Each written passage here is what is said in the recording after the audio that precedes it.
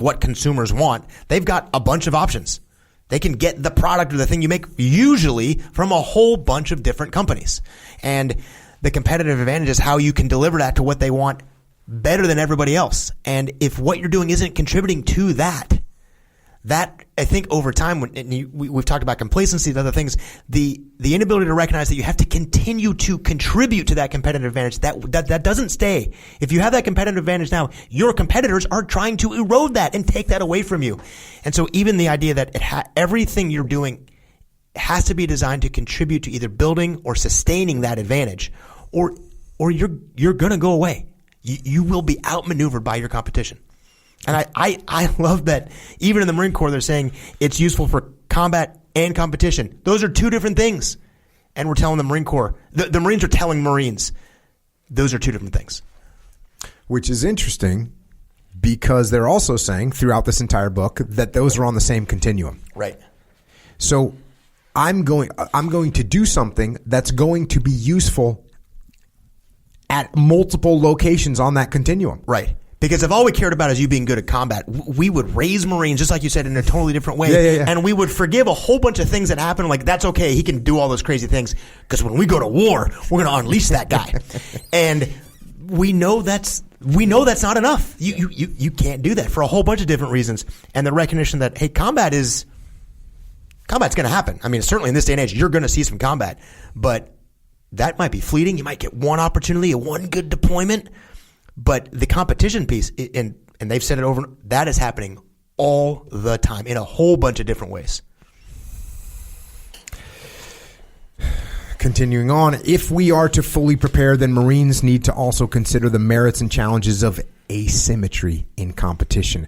Truly asymmetric competition actions or competitive actions can impose costs on the rival. For example, the original assault breaker concept developed in the 1970s and 1980s was an asymmetric response to the Soviet advantage in armor and numbers. So in Europe in the 70s and 80s, they had this massive, the Soviet bloc had more armor than we did. And if they attacked, it was their armor versus NATO armor. They had the numbers. So they came up with this plan, which was, hey, as soon as something breaks out, we're going to attack deep behind enemy lines with long-range weapons, missiles, to take out all those extra tanks that they have. So that was something that we came up with to negate their competitive advantage. Yeah, well, here it says improved sensors with precision munitions to negate the Soviets' advantages. So I guess I could have just read it. The execution of force planning starts a cycle that begins putting forth a theory about how we can contribute to the nation's strategic competitions throughout the continuum, building capabilities to bring theory to reality, and then testing the capabilities through exercises and operations. So again, now they've gone from guessing, well, I'm going from guessing to hypothesis. Now it's putting forth a theory. Right, my theory is, because that's another word for guess. It's another nice word for I'm going to take a guess. My theory is, and then you take those theories and you put them to the test, just like a hypothesis, in exercises and operations. Let's see how they work. Other political actors observe this theory unfold and adapt themselves so they can compete more effectively against it. That's what's going to happen. Our observations of these adaptations starts the cycle once again. Force planning, then, is a continual effort to stay ahead of potential adversaries. Thus, we see that force planning itself is a competitive act, and the Marine Corps must retain the ability to reconfigure the force when necessary to sustain its competitive advantage or develop new ones. This ability starts with the mental flexibility that comes from humility and the disciplined practice of questioning assumptions. Tattoo that on your forehead. Well, maybe on your forearm so you can see it. We don't want to have to look in the mirror. This ability, we should be constantly checking and seeing where we're at and seeing what adaptations the enemy is making, the competitors are making. And if we don't have mental flexibility, we're wrong. And if we don't have humility, we're wrong. And if we don't have discipline, we're wrong. I think these people listen to the podcast. That's what I'm thinking. I'm thinking that the authors listen to the podcast. Let us know. Our awareness of the competition continuum and its existence both above and below the threshold of violence broadens our view on force planning. So the better you understand that, the game is much bigger than, hey, we're going to fight you with violence. The game is much bigger than that. Our philosophy is that we can, as we have done in the past, prepare Marines to succeed in competition without sacrificing the Marine Corps' ability to prevail in battle. Our understanding of ourselves must include how the Marine Corps fits into the complex adaptive system that is the Naval Service and the Joint Force. We know that the Marine Corps is operating on both sides of the violence threshold and expect this to continue into the future. However, our campaigning mindset should lead us to explore thoroughly how the Marine Corps can contribute to preventing war. Again, a little psyops. How the Marine Corps can contribute to preventing war by regularly operating below the violence threshold, even as Marines are ready to operate above it when required. I had a note here, and I don't even know what it meant. When I talked about preparing the Marines to succeed in competition without sacrificing the Marine Corps' ability to prevail in battle, I have in parentheses, harder than you think. Oh, and then I have, as an example, I have college sports teams. Okay, so now it makes sense. The example I thought of is if you've got a college sports team. If a simple example would be, hey, if the only thing we want these athletes to do is play football, everything else is off the table. Well, it gives you a lot of capability on the football field, but let's face it, no one has anything other than football when they're done. So you have to balance it. It's an example of, if Echo Charles, hey, he's not doing well in geometry class, he's got a D, we need to bench him. Well, what if he's our best player? We don't want to bench him, but we have to balance it. Mm-hmm. Now on to the conclusion.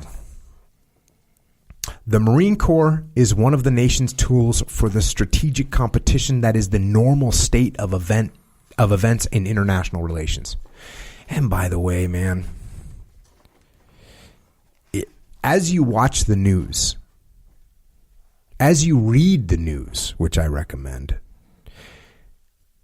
if you think about the international news and you pay attention to the competitions that are going on, all this makes a lot more sense. When you see what China's doing, when you see what Iran's doing, when you see what's going on in Syria, when you see what's going on in the Middle East, when you see what's going on in Europe, when you start to think about all those things from a more holistic viewpoint and you overlay the fact that it's one big competition, which look, that's the way it is. Look at what Russia does.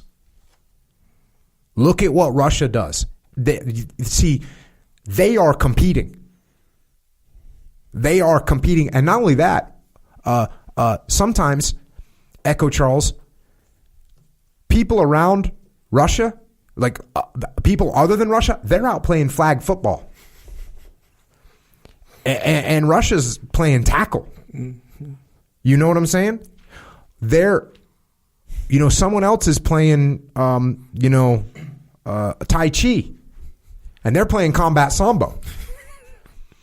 And the Tai Chi people are thinking like, and all of a sudden they get punched in the face. Mm-hmm. Or they're in a bad position. More worse, they're in a bad position. They don't even know it.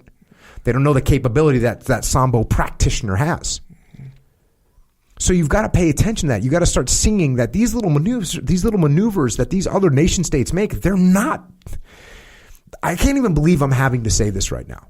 But you can watch things happen, and the way people respond to it, it's almost as if it's just by chance that this other nation state is making this maneuver. And throughout this book, and I wish I should have been doing this all along, you can find examples of where this is happening. Oh, there's a boundary getting stretched. Oh, there's a salami slice. Like all these things are going on. Oh, there's a below the violence threshold maneuver. And they're going to back off right before there's a response coming. This is what's happening all the time. There's a competition piece inside that too that I think about is we were talking earlier about hierarchy. Everybody kind of knows the hierarchy too. Everybody kind of knows where we are in the hierarchy. And what that should tell us is that they know, which is even more reason for them to be competing all the time, because they know where they sit and they don't like being there. They don't like being there. And that is true for nation states and that shop that you're running on that street corner. If the hierarchy is known, which it almost always is, the other people in the hierarchy that are underneath you don't like that. They also know that they can't go toe-to-toe with you. They can't do the brute force method and just run you out. So they got to outmaneuver you and outcompete you with little tiny moves here and there.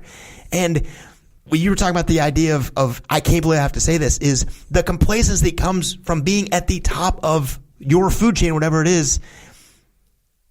Everybody else knows what's going on, and they're all trying to outmaneuver you. So you shouldn't be surprised by any of it. That's what they're doing. You were saying earlier that you're out on the weekends going to the club. They're home sharpening their knives. Mm-hmm. And that's what they're supposed to be doing. Mm-hmm. And actually, sometimes they're not even sharpening their knives. What they're doing is they've got a bar out in town that they're working with that's giving free drinks for you. To you.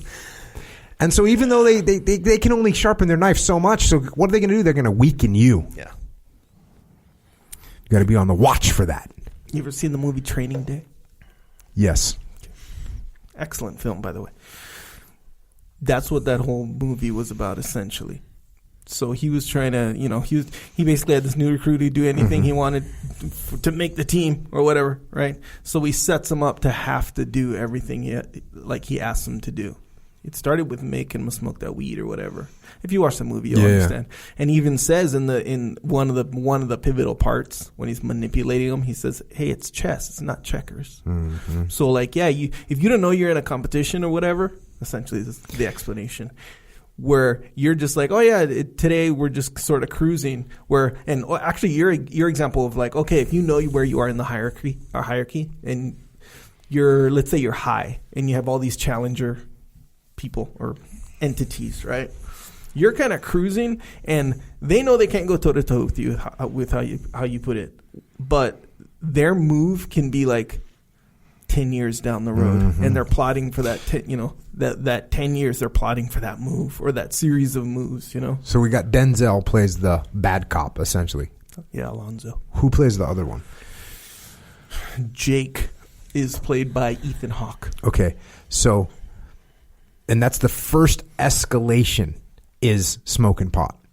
The first escalate, it starts in the beginning. So like right when the way he talks to him in the beginning, where you could tell this guy Jake is like, he just wants to make the team. He wants to do everything. So it starts with that initial By the way, phone does that whole movie take place in one day? Yeah. Or is that just the name of the movie? Oh, that's all in one day. Yeah. Because I was going to say what's interesting about that is if Ethan Hawke, Jake Hoyt, a.k.a., if he would have gotten a brief prior to that day starting that there was a competition happening and there was maneuvers that were about to be made, he wouldn't have. If he knows that this guy's maneuvering, it's like, hey, you need to smoke this weed. No, that's not happening. Because to me, once he got him to do that, and I don't remember the movie.